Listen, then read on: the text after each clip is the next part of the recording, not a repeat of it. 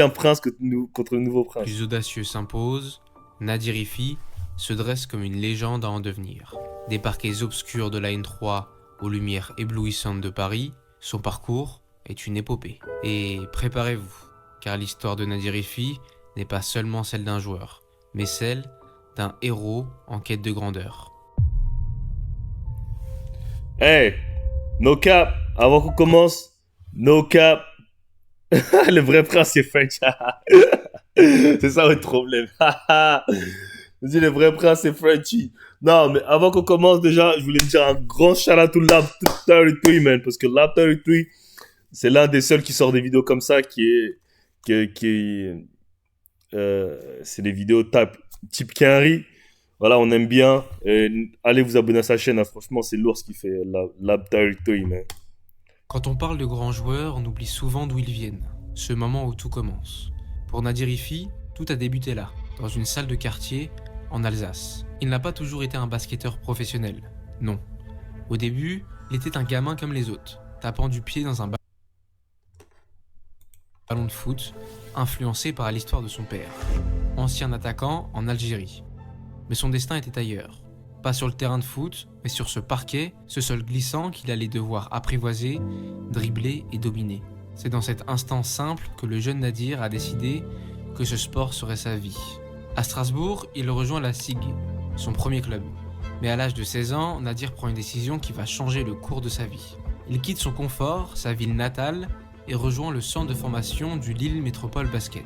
Une opportunité qu'il ne peut pas laisser passer. J'ai fait 2-3 allers-retours avant qu'ils me prennent parce qu'ils voulaient vraiment voir genre, pourquoi ils t'ont pas pris là-bas avec ce que t'as dans les jambes. Mais le chemin vers le sommet est semé d'obstacles. Pour des raisons sportives et ça, les gars, c'est une dinguerie. Hein. Et ça, je vous jure, les gars, et ce phénomène-là, hein, ce qu'il vient de dire, ils voulaient voir pourquoi ils t'ont pas pris là-bas. Et ce phénomène-là, il est tellement répandu dans le basket et c'est partout. Même aux States. Hein. Aux States, tu sais, pour avoir ta première offre de division 1 NCAA, c'est le plus dur, genre. Genre, en fait, genre, quand tu taffes, par exemple, des coachs, ils vont venir à Thomas, ils vont voir que t'as taffé. Ils vont se dire, mais s'il est si fort que ça, comment ça se fait qu'il a pas d'autres offres, tu vois? Et ça, c'est un truc que je comprends. Ah, c'est pareil pour les centres de formation, ils se disent, mais là, sur Nadir, ils se disent, mais t'es de Strasbourg. Pourquoi alors Strasbourg, ils t'ont pas pris si t'es si fort que ça? Par rapport à ce qu'on voit sur le terrain, pourquoi ils t'ont pas pris? Et c'est pareil pour les tafs. Quand tu cherches un taf, et ben c'est comme quand on te dit pour un taf, tu vas chercher un taf et on te dit, ouais, t'as besoin d'expérience. Pour travailler, t'as besoin d'expérience. Mais comment, si à chaque fois que je cherche un travail, il me faut de l'expérience, comment je fais pour apprendre de l'expérience si personne ne veut me prendre? Et c'est pareil pour le basket. Genre, il y a plein de situations où les gens, genre les clubs, ils veulent pas prendre ce joueur-là parce qu'ils disent, mais pourquoi lui on le recrute pas? Pourquoi personne veut de lui, etc. Plus t'as de demandes, plus t'as d'offres, plus les gens ont envie de toi. Et moins t'as d'offres, plus les gens sont réticents, tu vois. Ils disent, mais pourquoi personne veut de lui, tu vois? Comment ça se fait qu'il se retrouve sans club, tu vois? Comment ça se fait que, et ben là, t'es pas beaucoup demandé, tu vois? C'est pour ça qu'il y a beaucoup de mecs qui sont sans club et qui n'arrivent plus à retrouver de club parce que quand t'es pas demandé, en fait, les clubs, ils se disent, ah, s'il est pas demandé, c'est qu'il y a quelque chose, tu vois? Nadir retourne à Strasbourg 1 an plus tard. Et dans cette situation, beaucoup auraient abandonné. Mais pas Nadir. On m'a refusé plein de choses, avec mes notes, ma taille, etc. Et j'ai dû être fort dans la tête et je pense qu'il a fait la différence, c'est que j'étais très bien entouré. Chapitre 1, prouvé.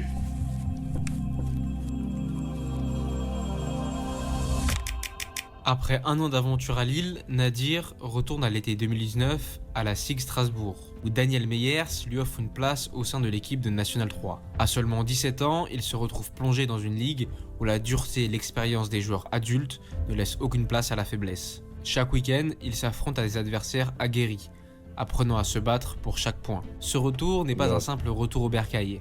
C'est une bataille pour prouver qu'il a sa place dans ce monde exigeant. En 1 an, Nadir ne se contente pas de jouer, il se transforme. Physiquement, il devient un athlète plus solide, et sur le plan technique, il peaufine ses compétences pour gagner en régularité. Mais rien n'est offert sur un plateau. Il sait qu'il doit prouver qu'il mérite d'appartenir au groupe. C'est pourquoi il se donne Ça, c'est où ça? C'est en N3, ça? à l'écoute de chaque conseil de son coach. Nadir fait tout pour être dans le groupe. Il applique tout ce que je lui demande et il se bat pour gagner ses galons de titulaire. La saison avance et Nadir termine avec une moyenne impressionnante de 14 points de moyenne, et ce alors qu'il a même pas encore 18 ans.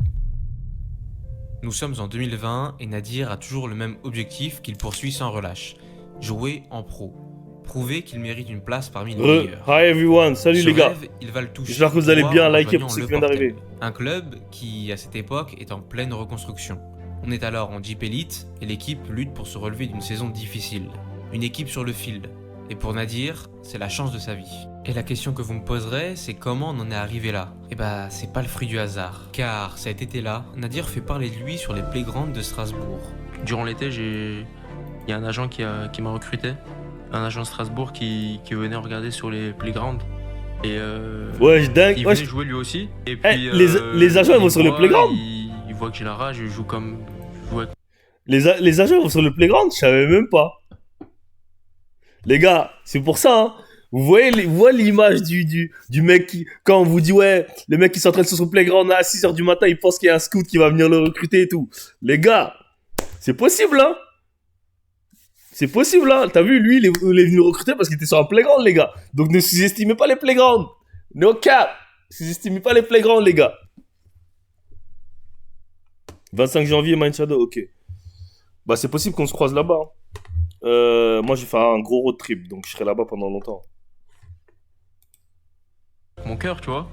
Et il a kiffé, il a vu que j'avais un truc en moi aussi au niveau du talent. Il est pas NBA car le sous-côté, car son physique détermination, comme... et c'est lui qui m'a aidé comme à Yabou. trouver son information ensuite. Ce jour-là, le destin de Nadir prend un virage décisif. Grâce à cette rencontre, le Portel lui ouvre ses portes. Pull up. Give me three.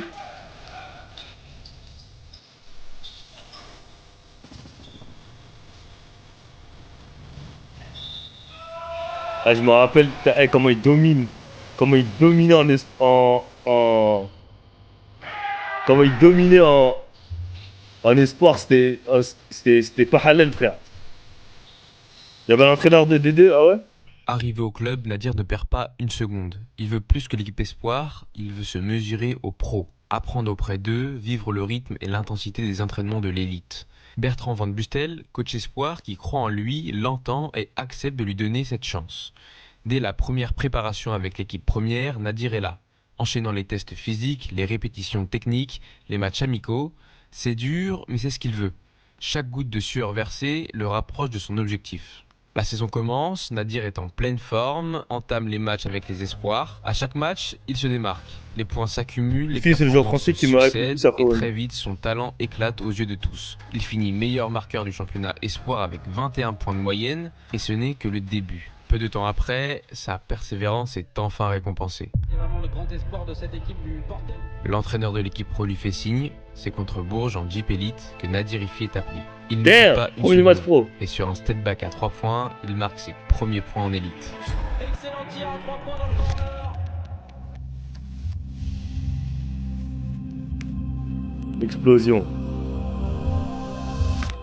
Comme je vous l'ai dit un peu plus tôt, Nadir Rifi c'est pas un Tu gamin vas au comme les States autres. soutenir ton Et frère pour cette pour saison qu'il soit drafté. 2021-2022, il va faire que quelques mois. Que je le d'espoir, soutienne ou pas, frère, et c'est dès pas janvier, moi qui va le il va faire drafter, hein. partie intégrante C'est lui, du groupe. il faut sur le terrain, il lave, hein. On a commencé à enchaîner les victoires, je pense que j'ai apporté une dose d'énergie à l'équipe et voilà, c'est beau tout simplement. Et dès son deuxième match avec le groupe pro, Nadir, à sa grande surprise, Tough. est dans le 5 de départ. Moi, durant la présentation des équipes, le coach m'avait pas dit que j'allais commencer le match directement.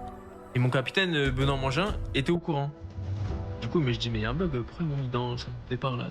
Et je lui tape sur l'épaule, je dis, Benoît, comment ça? Je commence là? Et puis c'est là où tout le monde te regarde, te dit, bon, attends, vas-y, montre-moi. Montre-moi, mon pote. C'est MD. Montre-moi.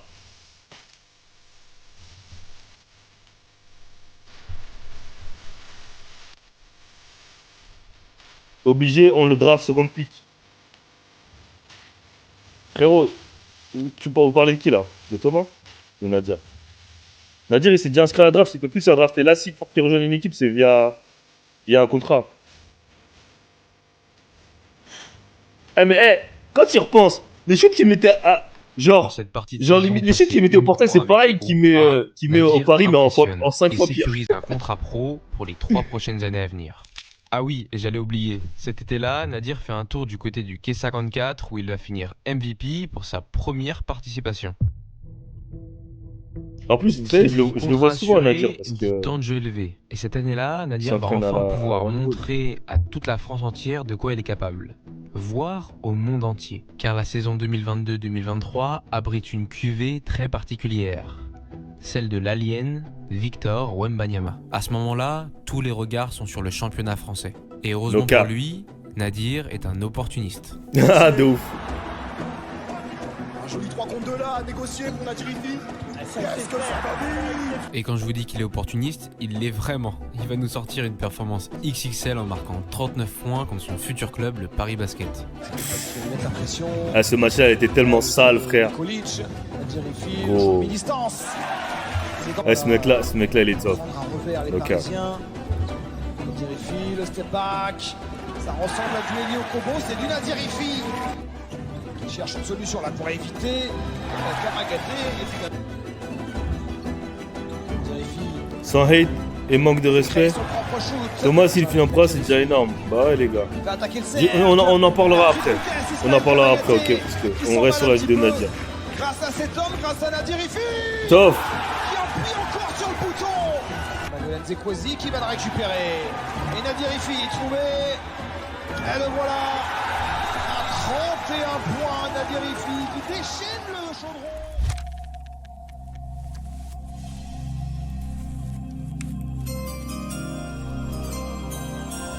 With the first pick in the 2023 NBA Draft, the San Antonio Spurs select Victor Wembanyama.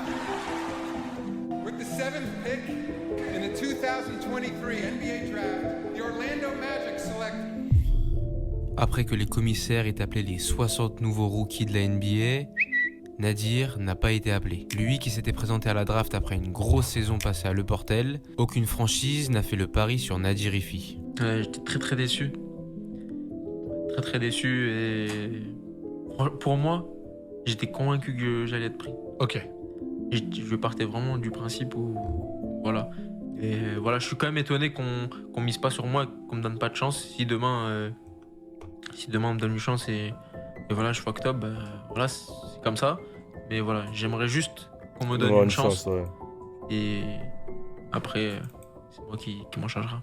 Bien évidemment, tout n'est pas terminé pour Nadir. Et pour cette saison 2023-2024, il va même passer un autre cap en signant avec le Paris Basketball.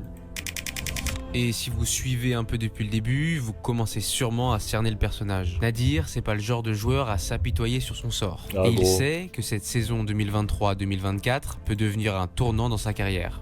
Il a une opportunité de faire monter le Paris Basket en Euroleague et une autre de briller aux Jeux Olympiques de Paris 2024. Dieu short avec Nadirifi qui en a mis un, qui à Paris est en demi-finale. 93 à 85, Paris est en finale de l'Eurocup. Le truc, c'est que Portal, c'était zéro médiatisé. Pour la finale après Strasbourg. Nadir et le Paris Basket, ça fit parfaitement. Et ils arrivent à se hausser jusqu'en finale. Paris à 40 minutes. Il aurait dû retirer pour les scouts, garde un œil sur lui et maintenir ça sera la draft. Le truc, c'est que je pense sincèrement que si Nadir il était à la draft de cette année-là où il y a Zachary Rizaché, tout ça là, il serait fait drafter. Peut-être pas premier tour. Même premier tour, je pense, il se fait drafter. Mais le truc, c'est que tu peux pas, en fait, tu peux pas deviner les trucs en avance, tu vois. Mais moi, je pense sincèrement qu'il serait fait drafter dans cette draft. Surtout avec la saison qu'il a eue l'année dernière. Il aurait pu être drafté. Franchement, je pense qu'il aurait pu être drafté. Mais après, ça, c'est des trucs, tu peux pas commencer à réfléchir sur ça parce que, tu vois, genre, tu sais, en fait, tu peux pas savoir en avance ce qui va se passer. Il pouvait pas savoir en avance que cette draft allait être weak, etc., tu vois. Et comme il l'a dit, il était persuadé qu'il allait se faire drafter, lui. Au moment où il s'inscrit à la draft, il est persuadé qu'il va se faire drafter, tu vois. Pour lui, il est persuadé qu'il va se faire drafter. Donc après, bien évidemment, on est personne, frère, on est des humains. On peut pas lire l'avenir, tu vois. Donc maintenant, après les faits, c'est facile de dire, ouais, je pense qu'il aurait dû rester cette année à la draft. C'est facile de le dire après les faits, tu vois. C'est facile.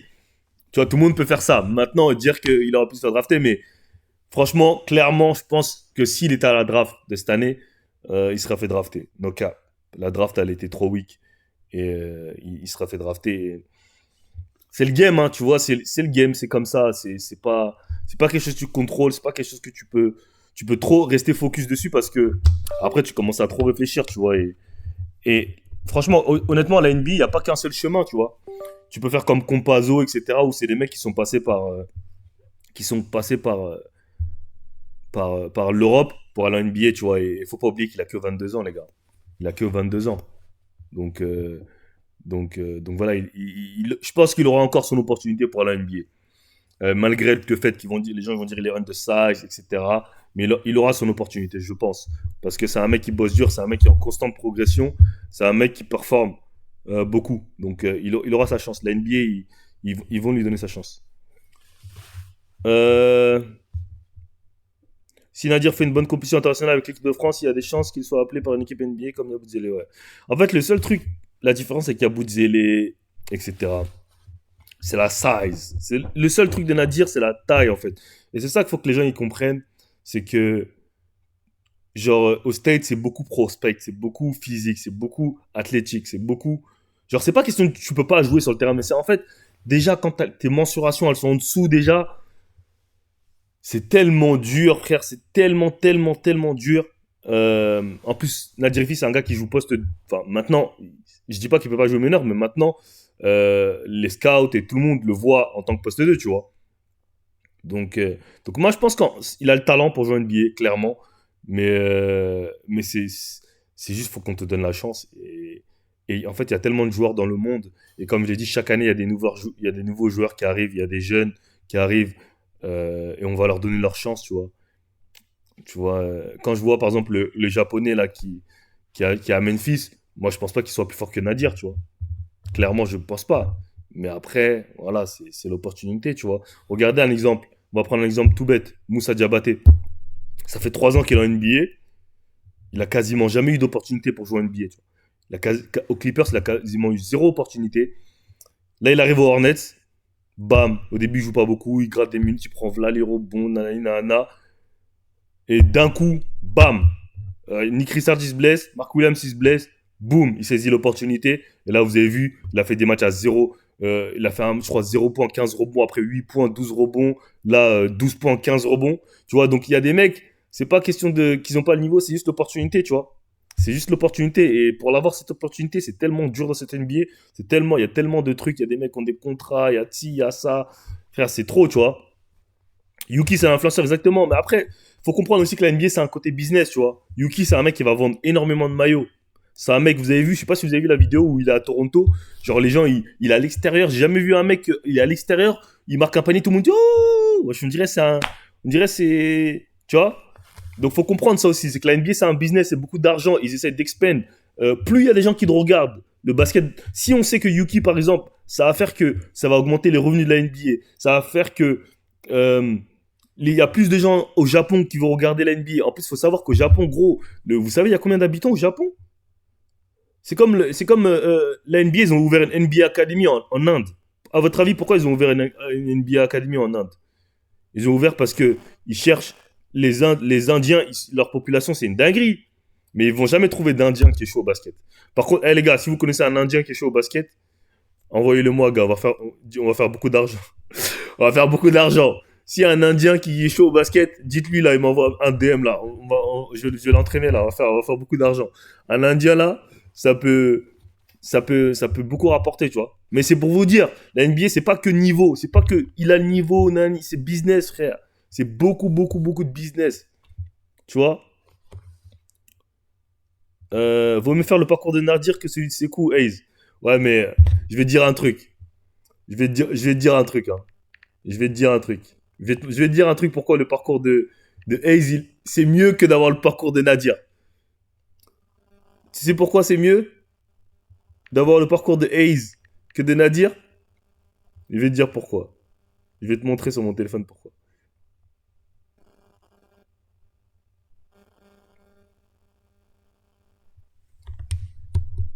Attends, focus. ça focus ou pas? Bref, en gros, c'est pour te dire que Kylian Hayes, il a gagné 24 millions dans sa carrière. Donc, tu vois, moi, je préfère faire mes 3 ans NBA, gagner mes 24 millions, frère, que toucher à Paris, toucher mes 15-20K par mois, frère. Tu vois ce que je veux dire? Frérot, Kylian Hayes, il a quand même pris 20 millions, les gars. Faut pas l'oublier. Il a quand même pris 24 millions dans sa carrière, frérot.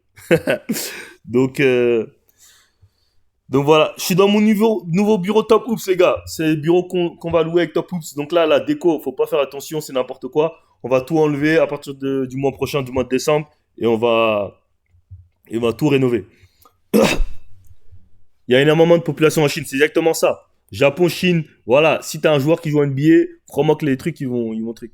Tu vois où Blasi plus tard? Blasi, pour moi, il est pas fort. Hein. Pour moi, Blasi, c'est juste un mec qui dunk. C'est pas... Vous avez vu, à OTI, il joue même pas. Je sais même pas pourquoi il est parti à OTI. Lui, il aurait dû aller en D1, Diamant Blasi. Franchement, j'ai vraiment pas compris son move d'aller à OTI, genre. Lui, c'est vraiment pas un joueur de OTI, genre. Franchement, j'ai vraiment pas compris pourquoi il est parti à OTI, ce mec. Genre, vraiment, mais genre, quand je dis vraiment pas. J'ai vraiment pas compris. Son Donc, début on finit de la match, vidéo et après. Paris se fait dominer. Il semble pas qu'il ait mené depuis le premier carton, le tout début. Ah, c'était en playoff, ça? Non, c'était en Eurocup. Benitez sur la ligne de lancer franc, les 2 points pour Hugo Benitez, ça c'est son shoot. Hein. Mais bien évidemment, le prince de Paris est là. Qui essaye de couper Nadirifi, mais... Tough shot. Tough shot, boy. Ah, c'est n'importe quoi, frère. Ah, c'est n'importe quoi, wesh. Ah, c'est n'importe quoi, mon frère. Ouais, c'est n'importe quoi. Regardez le shoot, wesh. C'est quoi ce shoot? Regarde, c'est quoi ce shoot? C'est n'importe quoi, frère. Et c'est pour ça que je dis que le basket, des fois le basket, c'est pas que c'est injuste, mais c'est dur. Hein. Tu vois Franck Etikila qui tourne à 4 points en Pro A. Il a fini top 10. Tu vois ce mec qui tourne à 20 points de moyenne en Pro A. Il est undrafted. Juste parce qu'il y en a un qui fait 1m95 et qui a des bras de 2m15, et un autre parce qu'il fait 1m85. C'est une dinguerie. La vie, c'est pas juste, les gars. Life is not fair. C'est pas juste, la life. La tête de Wham. Ah, c'est pas juste, frère. Putain, c'est une dinguerie, la life. Tu vois? Aïe, aïe, aïe, aïe, aïe. Merci, Alexis Chance, pour le don de 2,49€. Merci, mon gars. Ouais, j'espère qu'on pourra acheter un nouveau canapé avec ça. J'ai mis des pubs en plus dans ce live, les gars. Si vous voyez des pubs, c'est pas moi, c'est le hasard. Paris sur le toit de l'Eurocup, une petite défaite, une saison historique et un ticket pour l'Euroleague. Paris est champion de l'Eurocup, c'est bon. Après, il y a des gars comme Devon Mitchell. C'est magnifique. Devon Mitchell, ouais. Mais tu vois, et c'est bien que tu parles de Devon Mitchell parce que j'ai expliqué ça la dernière fois. En plus, j'avais un débat comme ça avec mes potes et je le disais. Hein. En D1, t'as plus de chances de te faire drafter après 4-5 ans qu'en Europe. Genre en Europe, généralement, quand tu passes la première année d'éligibilité, donc quand tu arrives à 18 ans ou à 19 ans, si tu ne te fais pas drafter à cet âge-là, c'est super dur de se faire drafter. Alors qu'aux States, quand tu es en D1, c'est ça l'avantage, c'est que tu peux te faire drafter au bout de la 4e, 5e année. Genre, tu vois, par exemple, Dalton Connect, il s'est fait drafter à 22 ans. T'as Zach Edey qui se fait drafter à 22 ans. Tu vois, t'as plein de gars comme ça qui se font drafter. Et c'est pour ça que des fois, je dis que vaut mieux aller au States. Si tu sais que tu seras pas prêt à 18 ans à jouer en NBA ou t'es pas dans les plans de la France, vaut mieux aller aux States. Vaut mieux essayer d'aller en D1, te développer. Parce qu'au moins en D1, t'auras 4 ans pour te développer. Et au moins, t'auras une chance d'aller en NBA. Tu vois, quand tu prends l'exemple, par exemple, de Mohamed Diarra, que lui n'aurait jamais été en pro en France, je pense, s'il n'était pas parti. Il n'aurait jamais été en NBA. Il est parti aux States. Il a fait ses 4-5 ans là-bas. Il a pris son expérience. Maintenant, il est de retour. Il est en pro. Et voilà, il game, tu vois. Donc, ça dépend. Il y a des gens pour qui il vaut mieux aller aux States. Il y en a pour qui il vaut mieux rester en France. Mais je pense que si tu n'es pas dans les mock drafts, tu n'es pas dans les trucs, et ton objectif, c'est d'aller en NBA, tu auras plus de chances en allant de l'autre côté qu'en restant ici. Petite défaite en Eurocup. Il y a 4 ans, Nadir était en National 3.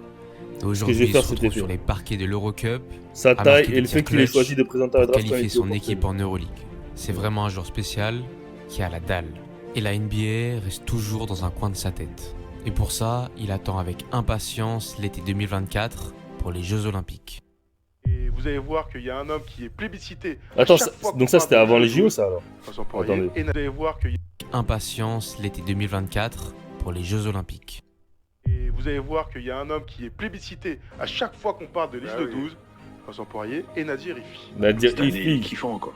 C'est quelque chose qu'on peut avoir dans un training camp, dans une préparation, et après il a sa chance aussi, on sait jamais. Et pour une fois, on lui laisse sa chance sur les matchs de préparation de l'équipe de France. And why? C'est là où il a mis le chute sur un pied, non? Putain, Gobert. Putain, ce mec, il est trop soft, putain de merde. Il est trop soft, ce mec, putain de merde. Il m'énerve, frère. Rien que le voir, ça m'énerve.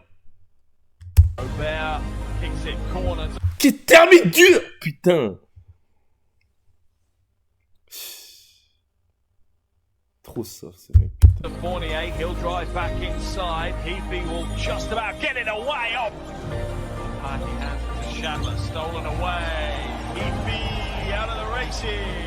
Mais aujourd'hui, Nadir Rifi, on connaît son style de jeu. Je pense que l'équipe de France, ce qu'elle va devoir proposer aux Jeux Olympiques, ils vont pas avoir besoin d'un profil comme Nadir. Pourquoi ils vont pas avoir besoin d'un profil comme Nadir? Malheureusement, ça que je comprends pas. Je comprends pas pourquoi on se complique autant la vie, les gars. Je comprends pas. Pour la liste des 12, ce qui en déçoit plus d'un. Oh, ça me rend pour un gars comme Nadir, ça me rend. Oh, il m'a mis dans la vidéo. Oh. Ah, il m'a mis dans la vidéo. Oh shit.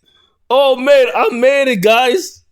Oh man, ça veut dire que j'ai percé ça. Oh shit. Oh my god. Même dans les documentaires, je suis dedans, wesh. Oh shit. Hey, WW on the chat, man. Oh my god, we up, man. We up. Hey, get a W, man. Oh my god. Hey, we up. Hey, we up. Ah, en plus, j'avais mes contours. Oh shit. En plus, j'avais mes contours, les gars. En plus, j'avais mes contours. Guys. Wesh. Hey, je suis dans les documentaires, frère. Je suis dans les documentaires, les gars, wesh. Wesh, je suis une référence. Je suis une référence du basket en France, les gars. No cap. Oh my god, it's a great day, man. It's a great blessing today, man. We blessed. I feel blessed. C'est 100%. Mais bon, au moins, s'il joue pas là, on le verra la Summer League NBA. Donc, shit. J'avais prévu. Vous avez vu ou pas en plus? J'avais dit si on ne le voit pas là, on va le voir à la Summer League NBA. Frérot! Shout out to Lab 33, man. Shout out to Lab 33, man. That's my dog, man. Et cette No Summer cap. League, Nadir y va pour prouver. Give me two. Go to work. 67, c'est Strasbourg ou pas? Genre 67, c'est Strasbourg?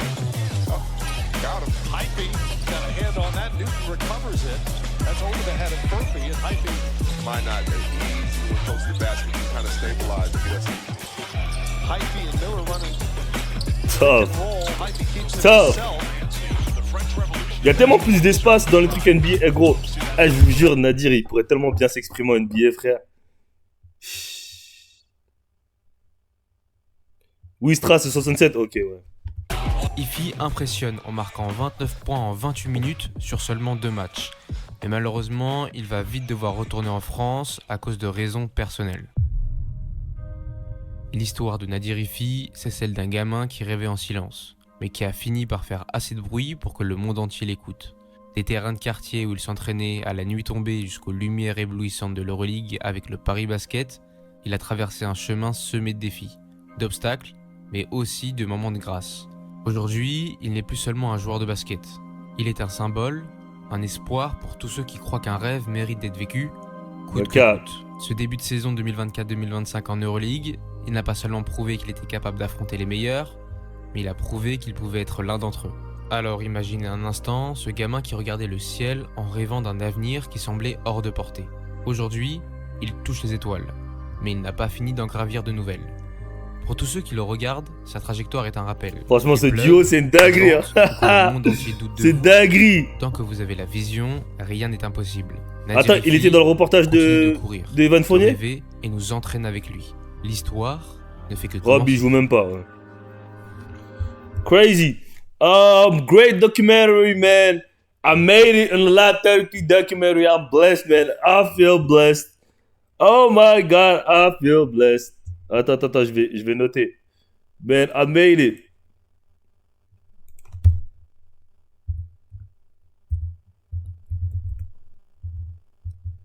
I made it. I made it. Oh my God, bro. Oh shit. Lourd. Le dog, gros. Shit. Ok. Ok. Il y a plein de choses. On va regarder la vidéo du 144. Mais avant, attendez déjà, j'arrête cet enregistrement.